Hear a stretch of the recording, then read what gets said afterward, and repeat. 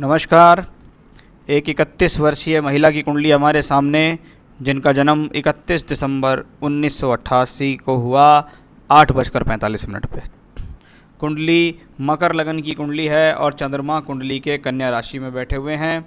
लगन के स्वामी शनि, राशि के स्वामी बुध, दोनों अपने आप में परस्पर अच्छी मित्रता रखते हैं और जीवन में जिस व्यक्ति का मन और बुद्धि, शरीर एक साथ होकर काम करना शुरू कर दीजिएगा तो उसका जीवन अच्छा हो जाता है।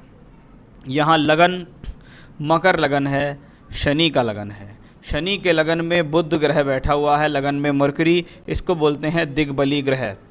जब लगन में बुध जैसा ग्रह विराजमान हो तो बुध को सबसे पहले कहा जाता है बुद्धि, कैचिंग पावर, तर्क शक्ति, किसी भी बात को लेकर तर्क संगत बहस करना, कैचिंग पावर, किसी भी पढ़ाई को एब्जॉर्ब करना। कोई चीज़ पढ़ ली वो लंबे समय तक याद रह रही है, कोई व्यक्ति मिल गया वो लंबे समय तक याद रह गया, या कोई बात है कोई वो लंबे समय तक याद रह गई, ये सब बुध से गुण होते हैं। यानी ऐसे व्यक्ति की बुद्धि अच्छी होती है, सही समय पर सही निर्णय ले जाती है, तो बुध से संबंधित वो स्थितियाँ दिखाई दे रही है। दिग्बली बुध है, यानी सही समय में सही दिशा देने वाला ग्रह। अब ये बुध भाग्येश होकर यहाँ बैठा हुआ है, यानी बुध से संबंधित स्थितियाँ कुंडली में बेहतर हैं। भाग्य से संबंधित लाभ व्यक्ति को बुध देने वाला होगा।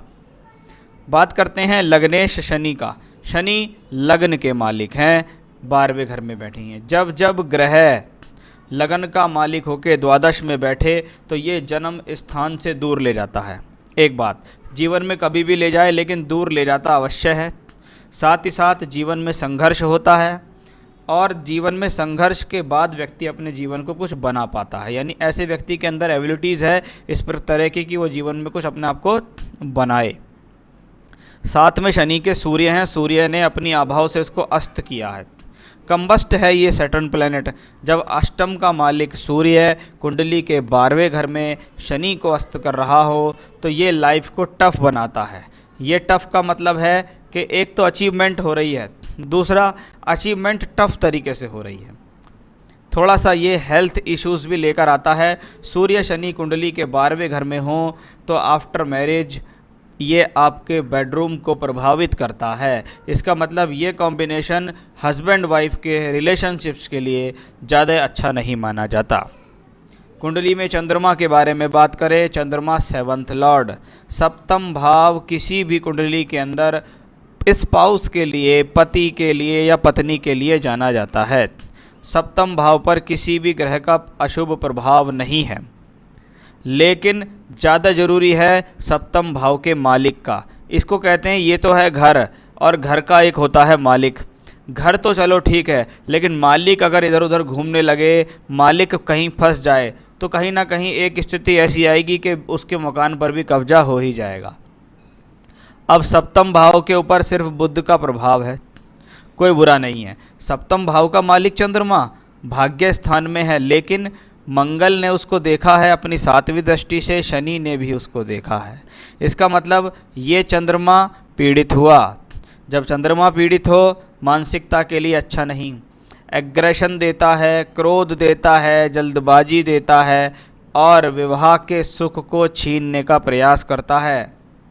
यानी जीवन में जो मैरिड लाइफ से रिलेटेड ब्यूटी होती है, उसको कहते हैं ब्यूटी ऑफ मैरिज, उसको ये प्लैनेट्स प्रभावित करेगा, उसको ये प्लैनेट्स परेशान करेगा। कहेगा कि मैं तुमको शादी से संबंधित सुख नहीं दूंगा। और आप इनकी नवांश कुंडली जो हमारे यहाँ ज्योतिष शास्त्र में मैरिड लाइफ के लिए देखी जाती है कि व्यक्ति का वैवाहिक जीवन कैसा, यहाँ भी मंगल 12वें घर में बैठ के अष्टम प्रभाव से सप्तम दृष्टि से सप्तम भाव को देख रहा है और शनि की तीसरी दृष्टि। यानी इस हॉरोस्कोप में इस बात का रिपीटेशन हो चुका है कि ये हॉरोस्कोप मैरिड लाइफ वाइज अच्छी नहीं रहेगी। तो इस हॉरोस्कोप में इस प्रकार के नकारात्मक गुण दिखाई दिए, जो कि एक अच्छा संकेत इनके लिए नहीं हुआ।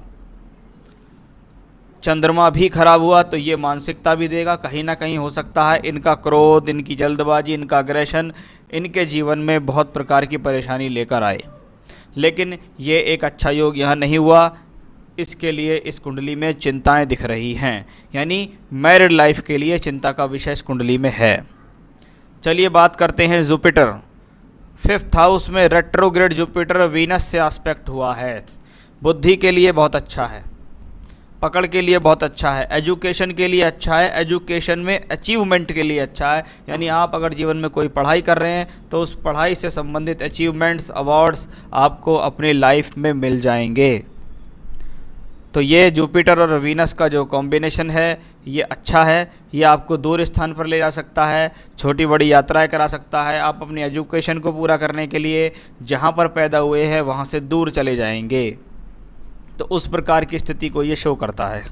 Rahu Ketu, Rahu is in 2nd house, Ketu is in the 8th house.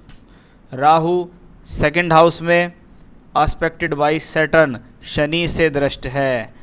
Way of talking व्यक्ति की प्रोफेशनली तो बहुत बेहतर होगी, लेकिन इंडिविजुअली रिलेशनशिप्स के तौर पे अच्छी नहीं होती है। ऐसे लोग बहुत ज़्यादा स्ट्रेट फॉरवर्ड हो जाते हैं, जो मन में आता है बिल्कुल उसको मुंह पे बोल देते हैं। शायद इसी कारण से इनको जीवन में संबंधियों के साथ, जिनके साथ इनके रिलेशन हैं, उनसे प्रॉब्लम का सामना करना पड़ेगा। मंगल, मार्स, प्लैनेट ऑफ करेज, ये जब 3rd हाउस में हो तो साहस की कोई कमी नहीं होती। व्यक्ति अकेला ही काफ़ी है जीवन में सभी प्रकार की स्थितियों का सामना करने के लिए। अकेला ही काफ़ी होता है जीवन के जद्दोजहद से निपटने के लिए। अकेला ही काफ़ी है अपने जीवन में सब कुछ करने के लिए, क्योंकि मंगल जब 3rd हाउस में हो तो व्यक्ति अपने खुद की हिम्मत के बल पर अपने भाग्य को चमकाता है, अपने कर्म को करता है। ये था ओवरऑल प्लैनेटरी पोजीशन। अब दशा आई जुपिटर की। बृहस्पति, क्या है बृहस्पति? जुपिटर वो प्लैनेट है जो आज के समय में अगर हीलिंग का कार्य आप करते हो, किसी को हील करते हो, किसी को समझाते हो, आप अच्छे एडवाइज़र हैं, अच्छे LIC पॉलिसी वाले एडवाइज़र हैं, हेल्थ पॉलिसी वाले एडवाइज़र हैं, अच्छे डॉक्टर हैं, वकील हैं, टीचर हैं, मोटिवेशनल स्पीकर हैं, अपनी बात को दूसरे के जहन में उतार देते हैं, तो ये सिर्फ़ और सिर्फ जुपिटर से आता है। Jupiter is in 5th house expected by Venus.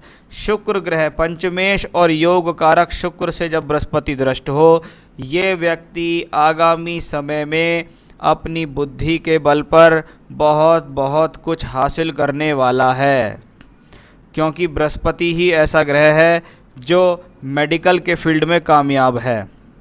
आपने डॉक्टर की पढ़ाई की वो एक अलग चीज़ है, लेकिन डॉक्टरी को चलाना, पेशेंट को खुश करना, उसको सेटिस्फाई करना, ये जुपिटर से आता है। और आपका सवाल, do I have the capacity in my personality to be a good psychotherapist and be successful in my field? निसंदेह इसमें कोई भी डाउट नहीं है कि ये व्यक्ति अपने फील्ड में महारत हासिल करेगा, महारत भी हासिल करेगा और अपने फील्ड में ऊंचाइयां भी हासिल करेगा, प्राइज़ भी हासिल करेगा, लोगों के द्वारा सम्मान भी हासिल करेगा। ऐसा बृहस्पति इनका है। जब बृहस्पति 5th हाउस में हो, ज्योतिष शास्त्र में 5म भाव को लक्ष्मी हाउस कहा गया। यानी ये अब ज़रूरत नहीं होगी कि आप पैसे के पीछे भागेंगे, अब पैसा आपके पीछे भागेगा। अब आप सिर्फ अपना काम करेंगे, अपनी बुद्धि को लगाएंगे। ये वो हॉरोस्कोप है कि हो सकता है एक तरफ आप अपनी मैरिड लाइफ से दुखी हों, लेकिन आपके सक्सेस का ग्राफ नहीं गिरने देगा ये प्लैनेट।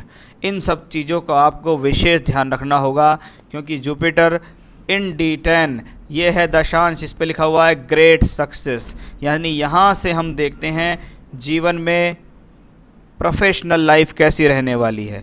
वहाँ ये जुपिटर 2 और 5 का मालिक है और बैठा है 4th हाउस में।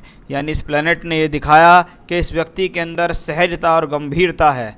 ये व्यक्ति अपने कार्य के लिए सीरियस है। ये चाहता है मैं जीवन में ऐसे ही नहीं मरना चाहता, मुझे तो कुछ ऐसा करना है जिससे लोग मुझको याद रखें। तो as a doctor, as a healer, as a motivational speaker, as a normal speaker, as a healer, ये सब कुछ हॉरोस्कोप में बेटर है। आपके अंदर इतनी सामर्थ्य है, इतनी क्षमता है कि आप इस चीज़ों में अपने जीवन में तरक्की करेंगे। बस इस हॉरोस्कोप में सिर्फ एक ही चीज़ की कमी है, वो मुझे मैरिड लाइफ की कमी दिखाई दी। हो सकता है कहीं ना कहीं आपका स्वभाव, आपका नेचर इन सब के लिए जिम्मेदार हो। तो अगर आप अपने अंदर कुछ चेंज ला सकते हैं तो आपकी मैरिड लाइफ अच्छी हो सकती है। लेकिन मैं आपको साफ तौर पे बता दूं, ये वो हॉरोस्कोप है, कभी कभी क्या होता है लोग बाग कि मेरा चलो एक बार प्रॉब्लम हो गई तो दूसरी शादी मेरी चल जाएगी। जो प्रॉब्लम सेम अगर पहली शादी में हुई है तो ना फिर पहली चलेगी, ना दूसरी चलेगी, ना तीसरी चलेगी। इसलिए अगर शादी चलानी है तो कंट्रोल कीजिए और उसको स्वीकार कीजिए कि हाँ, ईश्वर ने मुझे इन चीज़ों के साथ पैदा किया है, इसलिए मैं इन चीज़ों को भोगूंगी, अपनी प्रोफेशनल लाइफ को बेटर करूंगी और जीवन में प्रॉब्लम्स नहीं आने दूंगी। तो ये था आपका हॉरोस्कोप। मुझे ये बहुत अच्छा चार्ट लगा। अच्छी बात ये होती है जीवन में सही समय पर सही दशा मिल जाए। 31-31 साल की उम्र है और 16 साल के लिए बृहस्पति की महादशा मिल जाए, यही वो समय होता है जब व्यक्ति को करियर में पीक चाहिए होता है, और आपको करियर में पीक मिल जाएगा। तो अपने ऊपर संयम रखें। आप एक साइकोथेरेपिस्ट हैं तो थोड़ा सा आपको अपनी भी मानसिक स्थिति, मेंटली कंडीशंस को सुधारना होगा, अपने आप को भी मजबूत करना होगा, तभी आप अपने करियर में ज़्यादा ऊंचा जाएंगे। तो ओवरऑल बहुत अच्छी हॉरोस्कोप थी। अच्छा लगा मुझे आपके चार्ट को देखकर। ये व्यक्ति चाहे तो जीवन में बहुत कुछ कर सकता है, बहुत कुछ ऊंचे क्षेत्र में जा सकता है। नमस्कार।